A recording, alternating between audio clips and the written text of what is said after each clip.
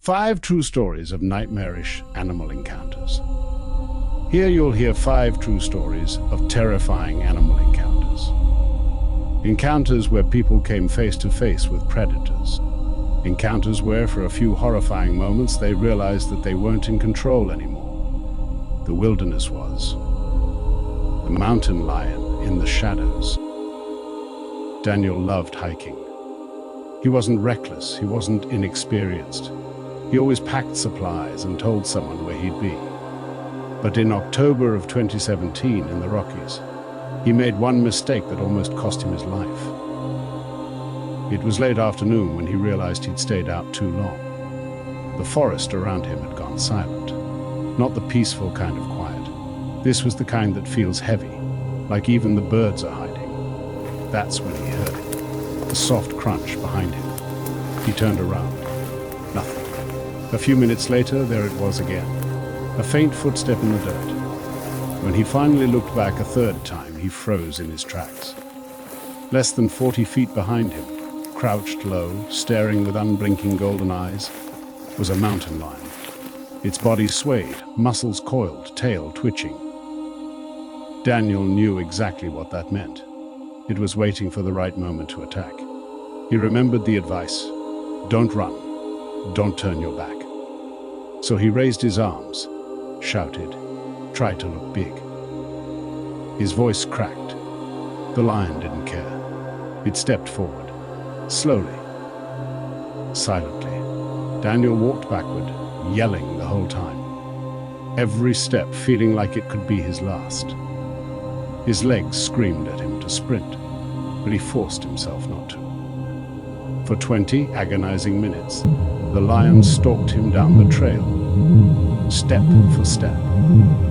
When he finally saw the shimmer of his car in the parking lot, relief almost made him collapse. But the lion was still there, still following, still locked on him. Until headlights cut across the trail, another car pulling in. The lion flicked its tail, then vanished into the tree line, as if it was never there. Daniel collapsed against his own car, shaking uncontrollably, realizing that for the last 20 minutes, his life had been hanging by a thread. The hyena pack. In 2009, 4 American university students traveled to Tanzania for a wildlife project. They stayed in a small rural village, sleeping in tents, living alongside locals. One night, around 2 a.m., they were woken by something that didn't sound real. Screams, blood-curdling screams. Villagers rushed past their tents, shouting at them to get up. The students followed, confused and terrified. About 100 yards away, lanterns lit up a nightmare. A man was being dragged across the dirt by his legs. Around him were shadows, moving unnaturally fast. When the light hit them, the students froze. Hyenas, at least a dozen of them. The animals were frenzied, lunging, snapping with bone-crushing jaws. The man's screams cut into the night as the pack tore at him. Their laughter like howls echoed, chilling the blood of everyone who heard them. The villagers grabbed anything they could, sticks, torches, even pots and pans, and charged. The hyenas barely moved. They didn't scatter like normal predators. They fought back. By the time the animals finally retreated into the darkness, the man was gone. His body was mangled beyond recognition. The students were left standing in shock, watching lantern light glisten off pools of blood. That night, none of them slept. They just sat, listening to the mocking calls of the hyenas echo through the hills, and realizing they had witnessed what most people never will: the raw, merciless violence of a predator pack. The polar bear stalker.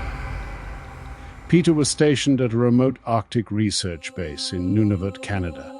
He knew the cold, the isolation, and the silence. But what he wasn't prepared for was the polar bear. One night, while checking equipment outside, he saw them. Tracks in the snow, huge paw prints circling the building.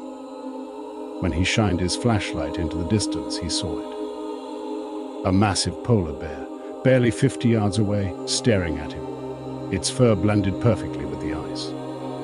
The only thing visible were its eyes, dark, unblinking, fixed on him. He ran back inside, locked every reinforced door. But the bear didn't leave. That night, and for 3 nights after, it circled the station. Sometimes he'd hear claws scratching on the siding. Sometimes a deep thud against the wall, like the bear was throwing its full weight against it. On the 4th night, he woke to metal twisting and tearing. The bear had ripped open the outer storage unit, shredding through supplies like paper. Peter radioed for help, but storms delayed the next flight. For 7 days, he lived with the sound of claws dragging across steel, with the heavy crunch of paws pacing back and forth in the snow outside. He hardly ate. He barely slept. Every minute was filled with the awareness that if the bear breached the walls, there was no chance. When the supply plane finally came, the bear disappeared into the endless white, leaving behind shredded containers and paw prints as deep as craters. Peter never returned to the Arctic. He later admitted it wasn't the cold or the loneliness that broke him. It was the feeling of being hunted every second of the night by something he could never fight off. The crocodile at the river. The MC Allister family lived in Queensland, Australia. On a sweltering summer day, they drove to a freshwater river to swim. Locals reassured them it was safe, even though signs warned about crocodiles. So, while the parents set up a picnic, 14-year-old Emma waded in with her younger brother. The water was cool. The kids laughed and splashed. But then, the atmosphere changed. The birds went quiet. The water surface stilled. Emma felt something brush against her leg.